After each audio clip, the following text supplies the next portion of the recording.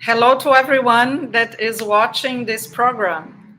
This is the first activity of C.Arb Brazil Branch in the year of 2023, and I think it's still time to wish you all a very happy and successful new year.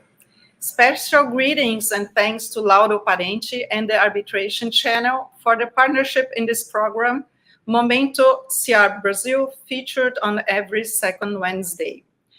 This is a program coordinated by Cesar Pereira, fellow and chartered arbitrator, former president of C.Arb Brazil Branch, actual treasurer. Cesar is a lawyer, partner at Justin Pereira, Oliveira and Talamini, specialized in infrastructure and also acts as an arbitrator. My name is Cristina Mastrobuono. I'm a fellow and vice president of C.Arb Brazil Branch, independent arbitrator, mostly in disputes related to infrastructure contracts and corporate law. The purpose of our program today is to offer to the audience a glimpse and insights of international arbitration from a continental European perspective. And for that, I welcome our guests today, Dr. Rouven Bodenheimer and João Vitor Costa. Dr. Bodenheimer is a lawyer, mediator, and arbitrator based in Cologne, Germany, one of the very few charter arbitrators in continental Europe, and current vice president of the DIS, the German Arbitration Institute. He's co-founder of Bodenheimer, a law firm specialized on international corporate law to construction disputes, both as party counsel and as arbitrator. João Costa is a Brazilian promising lawyer. He holds a bachelor's degree from Universidade de São Paulo and is a recent graduate of the International Dispute Resolution LLM from Humboldt University of Berlin. He's currently working as associate at Bodenheimer in the International Dispute Resolution practice. I thank you both for being available and sharing your knowledge with us and our audience. And with this brief introduction, I hand it over to you, Cesar. Thank you, Cristina. It's a pleasure to be back with the CIArb Brazil moment, and especially having Dr. Rouven Bodenheimer and João Costa here with us. And I'd like to start, Rouven, if I may, asking you a question. You are an experienced arbitrator based in Germany, as Cristina just told us, but handling disputes in a global scale across Europe, Middle East, and Asia, both as counsel and as a neutral. And picking up on something that Cristina just told us, you have just recently been elected vice president of DIS, the German Arbitration Institute. What can you tell us about the biggest challenges you are currently face in all these roles? Well, first of all, it's wonderful to see you, at least virtually, here again. Let me thank you for the very kind invitation. And at the same time, let me congratulate you on this fascinating format. It's very inspiring, and I can already tell you now it's definitely something we will consider whether and how we can bring this to continental Europe. Allow me also to wish you all a happy new year, those who are watching us now and those I can see here on the screen. To your question, I think the last year for me indeed has been mainly been dominated by the challenges we faced within the DIS. It was a very exciting year. It took a lot of time and resources. We had to replace the Secretary General, which left us pretty much the board of directors and foremost the three presidents with the task of running the organization over almost 1 year.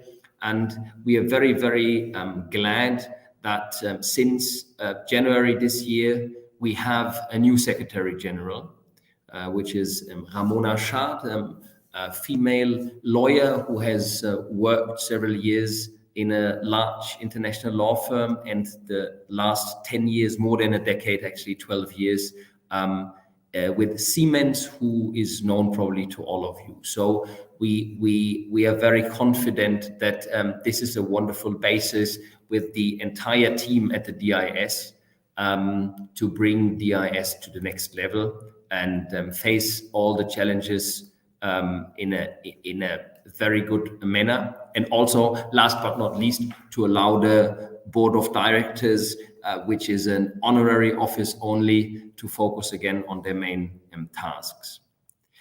I think in the private practice, and this is a good linkage, and also the institutions had to deal with the issue of sanctions in a time of global crisis, and to deal with the question to which extent actually such sanctions should apply and should be applied to colleagues in the legal profession.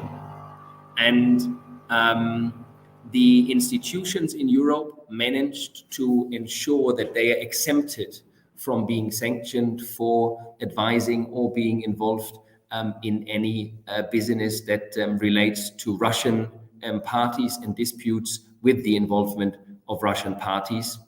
It is, I think, an interesting question, both from a legal point of view as well from a moral point of view, whether or whether not and to which extent such sanctions should be imposed on us as members of the legal profession as well, or whether we shouldn't rather be exempted as well. Another challenge, and again, this bridges to our private practice. I think it's fair to say that when I look back, we are extremely humbled and blessed, both in the institution DIS as well as here in the law firm, of having a team of great individuals, wonderful human beings, greatly skilled lawyers, amongst them João and other foreign lawyers, about which we will maybe talk in a moment. But we are still struggling, and it gets more and more difficult to find suitable new team members. The employment market is a very difficult one, I think, for the entire legal profession. And on top of that, both in the firm as well as with the DIS, we try to foster and promote diversity. And I think this is worth a topic of its own. But the real challenge, I think, among many others, is to realize that diversity is not only gender diversity, as much as this is of relevance, but all other kinds of creating a diverse work environment. And I think that's quite challenging in these days. And we hope to get a little step ahead, at least in the upcoming year, 2023. Thank you, Rouven. I'd like to ask you a quick follow-up question about DIS, specifically related to Latin America. Do you see much involvement of Latin American parties and neutrals at DIS, and do you see room for growth in that regard? I think that were several questions, so let me start with the last one. Yes, Cesar, we see a lot of potential and a lot of room for growth of a greater involvement of South American, both individuals, parties and stakeholders within the arbitration and dispute resolution market of continental Europe and in Germany in particular. We are looking back, and probably you are the first we are revealing this to a new record year in number of cases which have been administered by the DIS.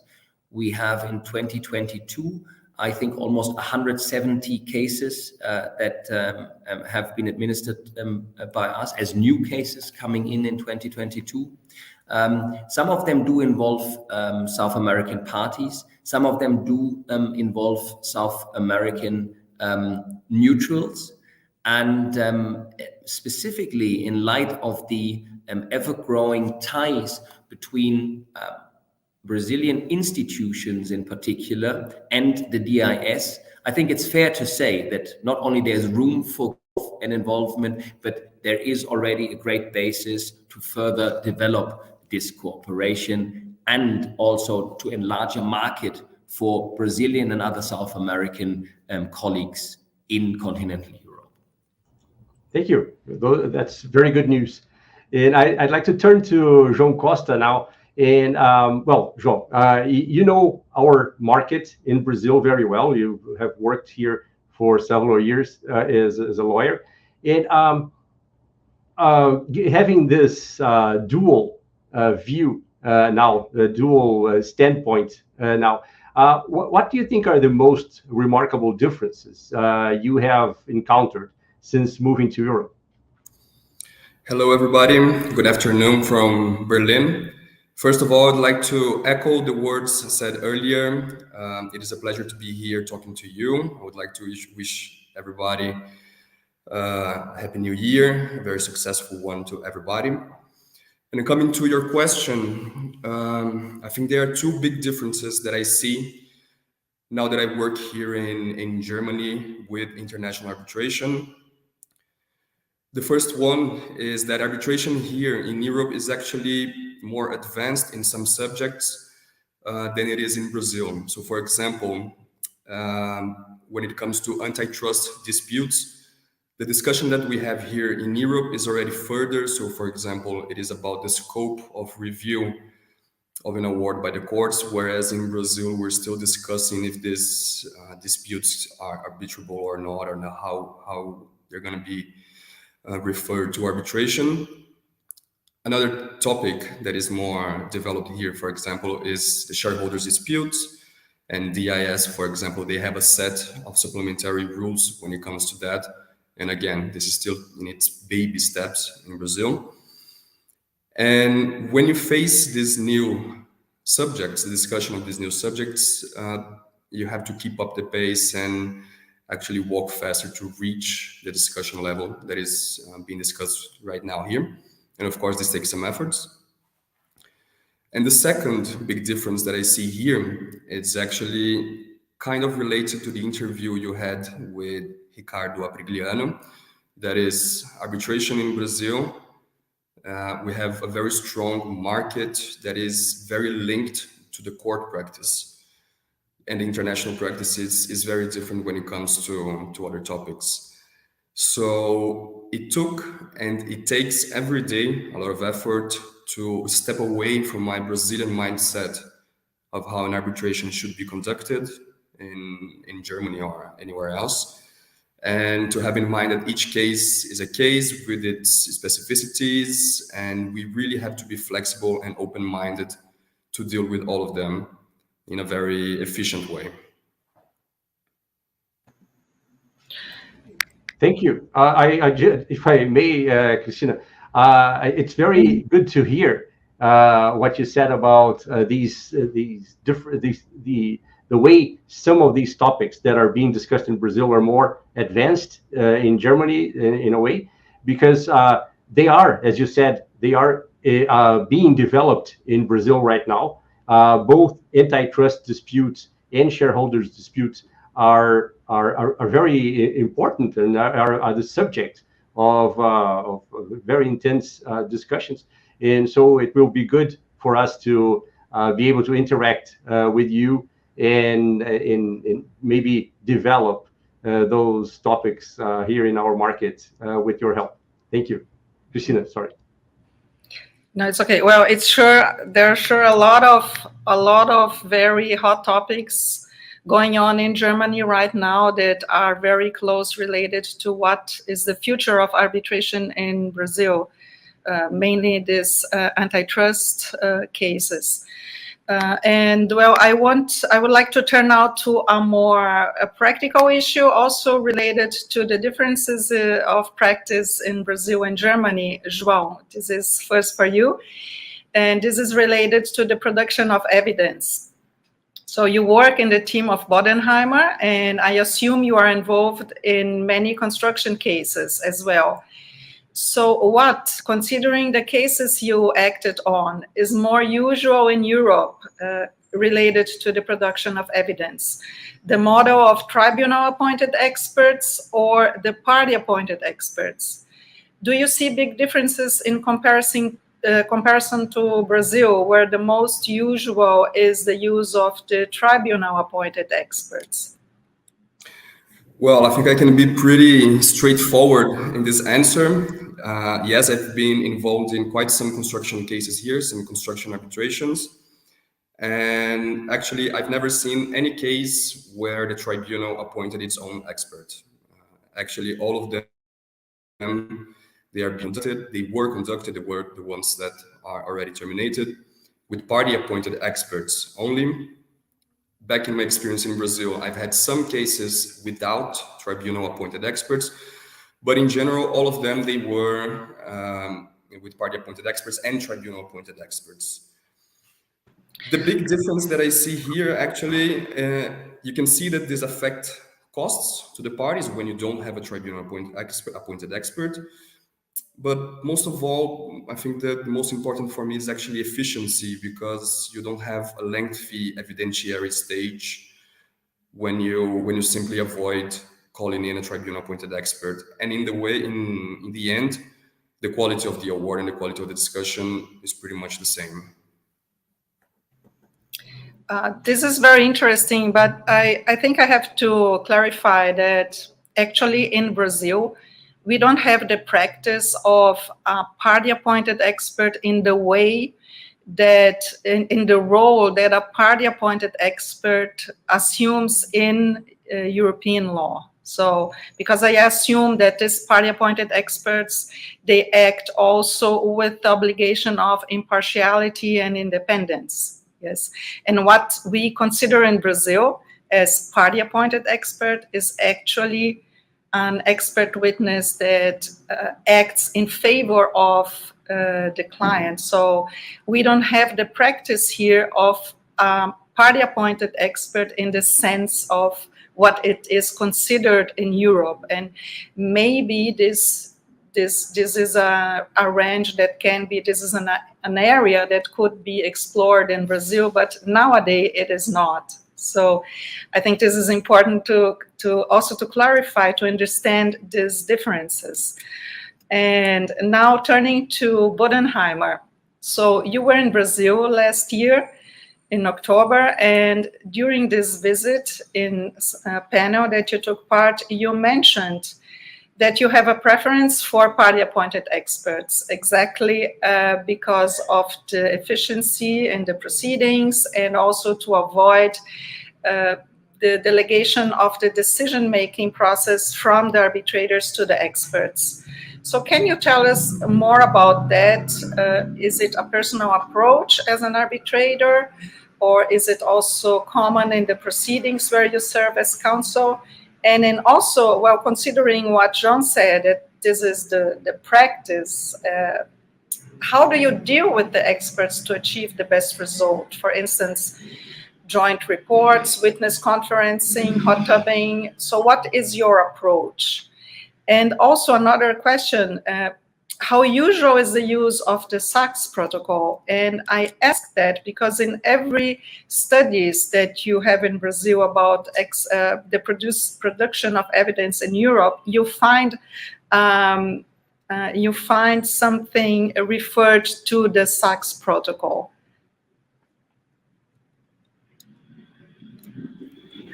I cannot promise that I keep in mind all the questions, so please feel free to get back to anything I might have missed at the end of my attempt to answer everything profoundly.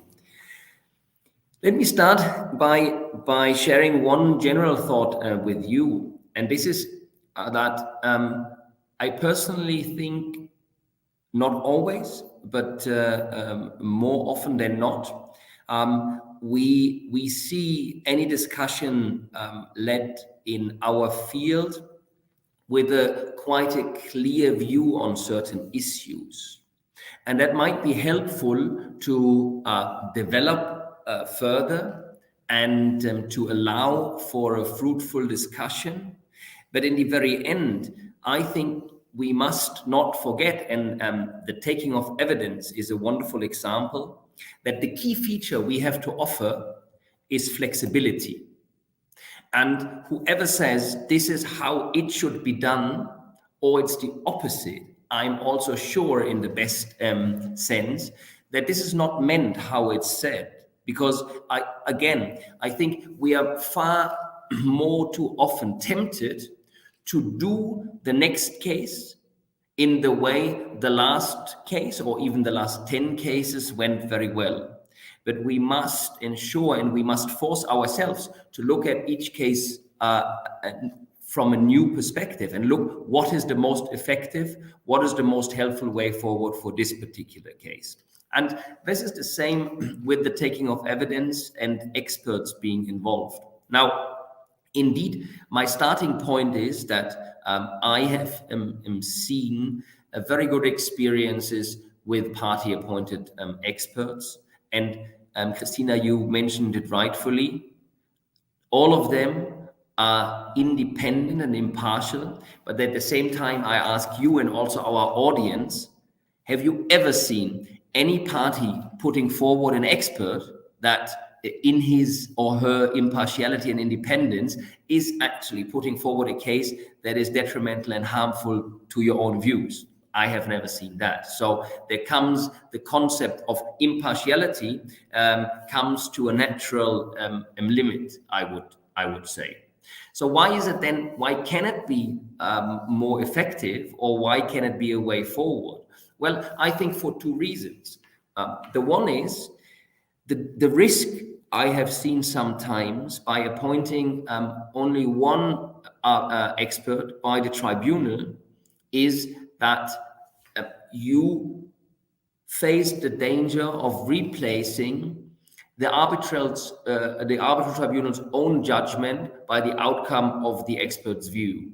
And that is at least significantly reduced if you have two views who are profoundly presented to the decision taker, which is the arbitral tribunal, who has then to draw their own conclusions on the basis thereof. I think that's one point. The other is you will never avoid both parties by exercising their right to be heard, to, of course, do that when it comes to expert questions with the support of respective experts, whether they're officially appointed as experts or whether they are just in the second row feeding legal counsel, or whether they're in whatever capacity in the hearing involved by providing a different view and allowing both parties to challenge the expert that has been appointed. I think we very often, more often than not again, end up even in the idea of having one tribunal appointed expert with three experts being involved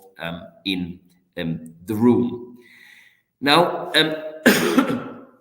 therefore, I think it's totally fair to allow for party appointed experts. But again, to give you also an example where I think it depends, or where I think I can prove what I mean when saying every case is different, it depends. When we look in the construction industry and we think about quantum or delay experts, I'm sure that our learned audience and also everyone here in this video gathering can easily name an excellent number of several quantum or delay experts. So it is indeed a level playing field where more than one view, again, more often than not, might be very helpful. But then you have areas, we just got a case in today, it's already late afternoon here in Germany, where the issue at hand is about such a particular question that already from the outset, everyone involved says, we can identify the number one expert on this question. There is someone on this planet, no one doubts that he is the godfather of this area of knowledge. So that is a good example where it makes a lot of sense that we only choose this one expert, because everyone will subordinate and everyone will follow his, in this case his, or in many other cases her wisdom and experience. And I think in such a constellation, one indeed can save a lot of time and money when it is agreed that there shall be only one single expert.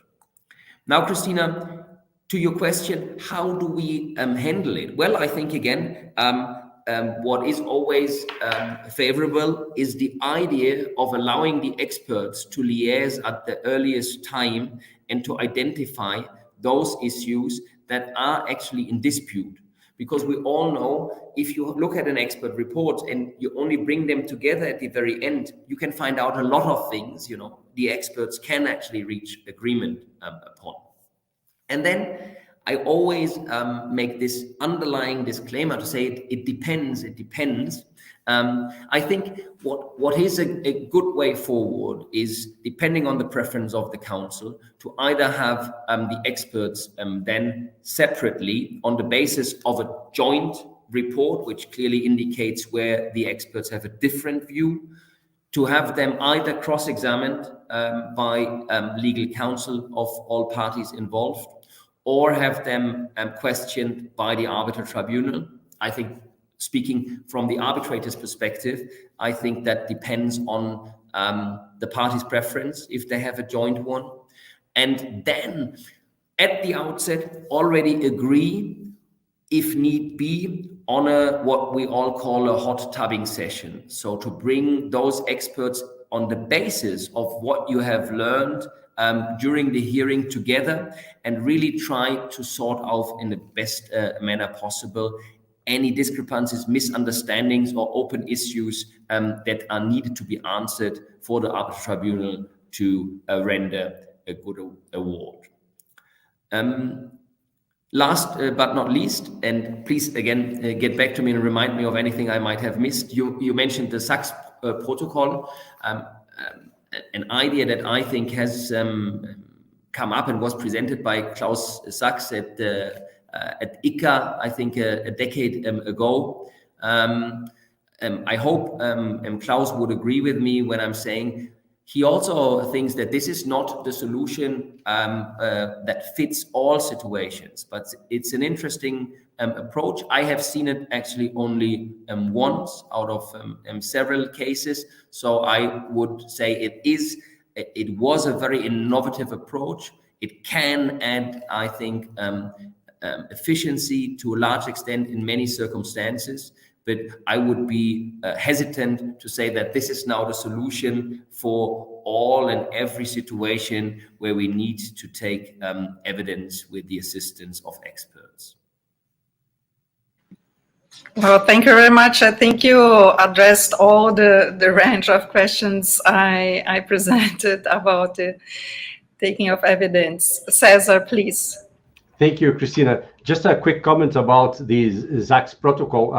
I actually saw it discussed in a case in Brazil in which the tribunal was about to appoint a tribunal-appointed expert, but the parties were having trouble agreeing on a list of possible experts because of conflicts.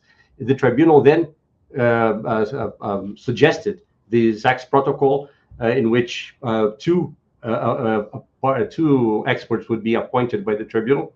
The parties were concerned about the costs, and they finally agreed on one expert that was appointed by the tribunal, so that they didn't have to pay for two experts. But that was interesting because in a way the SACS protocol encouraged the parties to be more flexible in their positions. And I'd like to ask you, Rouven, now a question that has nothing to do with we were talking before. And João, you're welcome to comment afterwards as well from your own perspective. Rouven, I saw that your firm's website mentions several cases which involved the application of the CISG, the Vienna Convention for the international sales of goods. In some of those cases, it involved states or state entities. The CISG is often described as a reliable common ground between countries of different legal traditions in reflection of international best practices in international sales. At the same time, and that's where my question comes from, parties often exclude the CISG in their contracts. How do you see the usefulness of the CISG in practice? Have you encountered situations in which it has been applied in being helpful in contracts between suppliers and the state, such as the one between supplier and NATO member state in your case, and the one you mentioned on your website?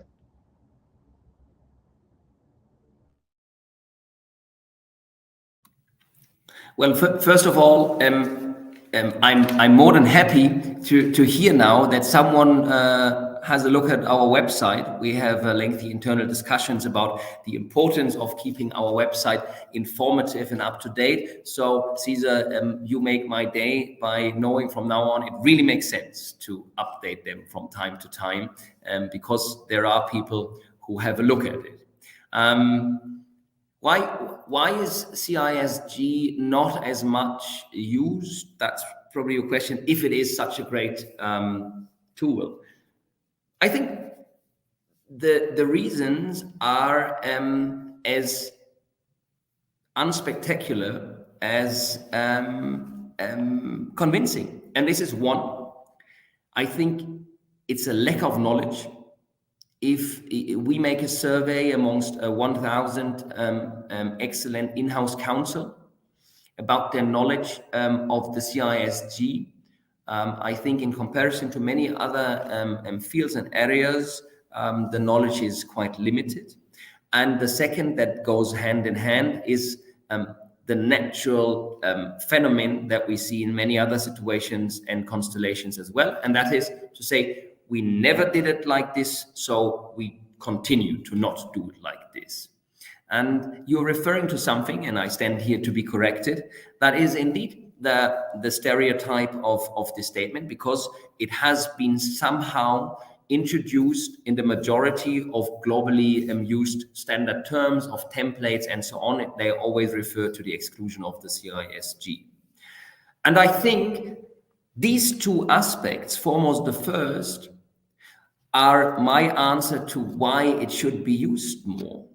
Because it's so easy to familiarize oneself with the peculiarities of the CISG, which makes in many disputes, and we have seen that in the firm, makes you superior about your opponent when it comes to a dispute. I think it has a beautiful features, and when we look in the drafting history and the ideas that are underlying the rules of the CISG, it's a wonderful set of rules for truly international trade, because it incorporates in its fundamentals the situation that goods have to be brought or delivered from one place far, far away to another place far, far away. And this is supported, I think, by two more points. The second is, if we look in our civil codes, in our civil law legislation, it's not limited to civil legal systems, then I think most of the mechanisms are quite similar to what most of our colleagues, both in South America as well as in continental Europe, are already very familiar with. And lastly, we must not forget, and of course, Cesar, I'm not telling you that, but we must not forget that the core areas of a transaction, of a sale of goods, is covered by the CISG. However, we always need additional and supplemental rules of a national law in those areas where the CISG remains silent on purpose. And to last, if I may, I try not to skip anything you have raised. So I think you made a particular reference to contracts involving states or state entities. I think an additional feature that might apply to other constellations in international trade as well, a particular feature here is that the CISG, I think, is a set of rules that allow parties to kind of meet on a more neutral basis, rather than if they had to choose one national law with the exclusion of the CISG. And that is, I think, something particularly favorable to be considered when contracting with states or state entities, because both sides will save face and have a solid basis for executing their contractual obligations. Thank you, Rouven. And it's quite interesting to realize that the Vismut problem, the Vismut in Vienna, is now turning 30, right? It's the 30th anniversary of the Vismut. And the Vismut problem this year involves actually the application of the CISG to a contract for the supply of drones to a state entity. And so that issue will probably, has been coming up in the memoranda, and will certainly come up in the oral pleadings. And actually, João, I would like to ask you to comment specifically about that. Rouven mentioned very precisely that lack of knowledge is one of the reasons why the CISG is not applied more. But you come from the generation, the Vismut generation, right? You come from the generation that has been exposed to that.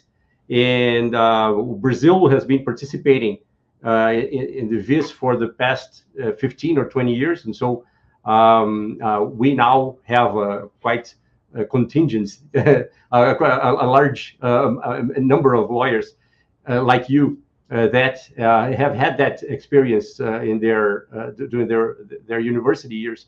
So how do you see that? Do you see the Vismut experience as something that could change this trend in terms of avoiding the CISG for lack of knowledge?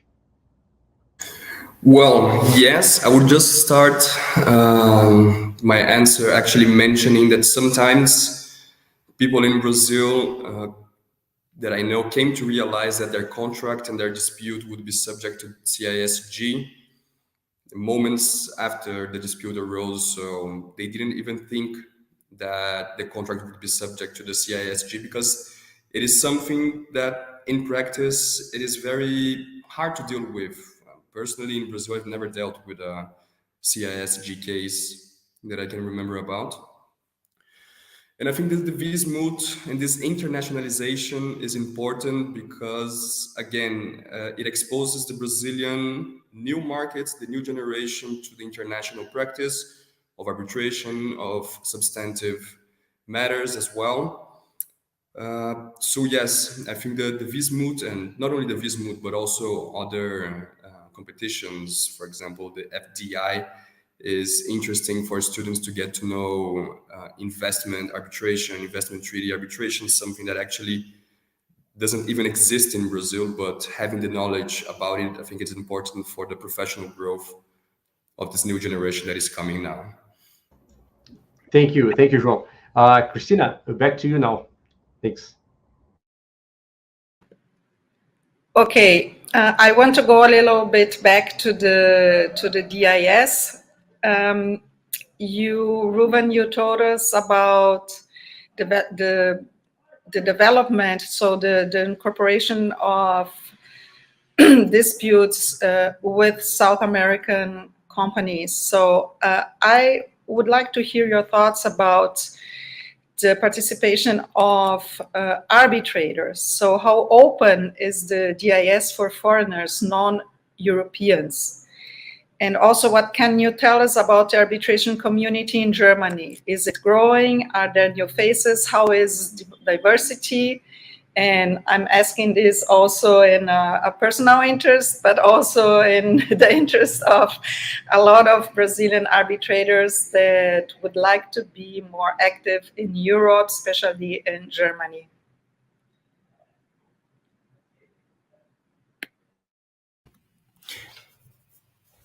I can say currently I'm speaking to our idols, our role models when it comes to hospitality, to warm-heartedness, and to the ability of making everyone feel welcome and at home. And I could experience this indeed, as you mentioned previously a few months ago, in your home country. And this is something, if you were invited to name 3 characters of a stereotype German, probably none of the one I just mentioned would have made it to the top 3.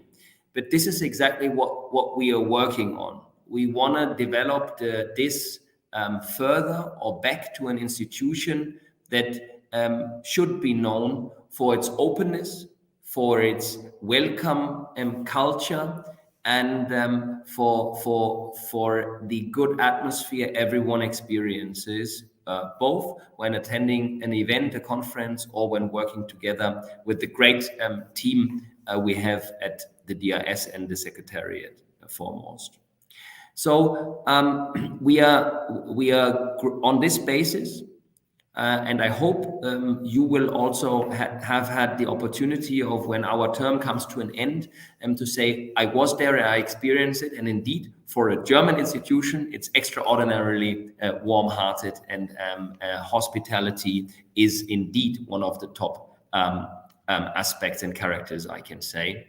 And I can tell you, we are working on this. Our numbers of cases, as I have said, is increasing. Hence, the number of international matters is increasing, and hence the desire and the need for international arbitrators, neutrals, is increasing as well, because the case load and the number of cases does not fit for German neutrals or arbitrators only. Therefore, I encourage you to get involved. I encourage you to come over on the basis of the number of cases we already have with the link to South America. I think this would be a good decision. Is the community growing? Yes, it is. The number of cases I referred to, and we are currently an organization with more than 1,500 members. That's, I think, a good number. And over the last years, over the immediate past, it has been kept quite stable. We're working on it to increase its numbers. What we have done, and I hope this then answers your question, is we are currently in the process of appointing new members of our appointing body. And for the first time, we consciously look also for foreigners to be a member of this important body, to ensure indeed that when it comes to the appointment of arbitrators and neutrals, we are not limited to our own market, but also at this level already have someone on board who can add value and names which are probably not the usual suspects within the German market. Okay, this is very good to know. And João, you are a Brazilian, you're a foreign lawyer in Germany. So can you mirror Bodenheimer's words here? Yes, I can mirror 100% everything he said. And actually, I just wanted to mention a bit more of the DIS 40. So we have here the DIS Under 40 initiative, the lawyers under 40 years old of age. And last year, we had the conference, the DIS 40 conference in September, one day before the DIS main conference. And I was actually very surprised that from the speakers, I would say that at least half of them were foreigners, either from Asia, for example, or other countries in Europe. Most of them related to Germany somehow, for example, working in firms in Frankfurt, but some of them really not related to Germany, and they were invited to speak in this conference. And also the attendees, they were very, very international as well. And this nationality diversity, it was actually very surprising to me. So yes, I can say that the community is growing for the new generation. There are foreigners, for example, that are leaders in the DIS for the initiative as regional coordinators. And one last comment, I think that the language is still a factor. It's still an important factor, but I don't think it is an impeditive obstacle as it was before. And I think the DIS is doing a pretty good job in making Germany more international market in terms of arbitration. Thank you, João. Cesar. Thank you, Cristina. João, I'd like to ask you a question before we close. You are, as you said before, you are involved in the DIS 40 initiative, and as a Brazilian lawyer that has become successful in international practice, as you are. If young Brazilian colleagues come to you and ask you about like best advices you could give them to become successful in international arbitration, what would be like your top 3 advices for somebody in that position? Well, first of all, thank you. I'm very flattered that you already consider me successful in international arbitration. But leaving this aside, the 3 pieces of advice that I would give to somebody that wants to work abroad is, first of all, networking. I mean, be active in the market, get to know as many people as you can, go to events, try to publish articles, get known, because in the end, it's these people that will help you go abroad and attend an LLM, for example, by giving letters of recommendation or even giving tips. And so networking is very important in this regard.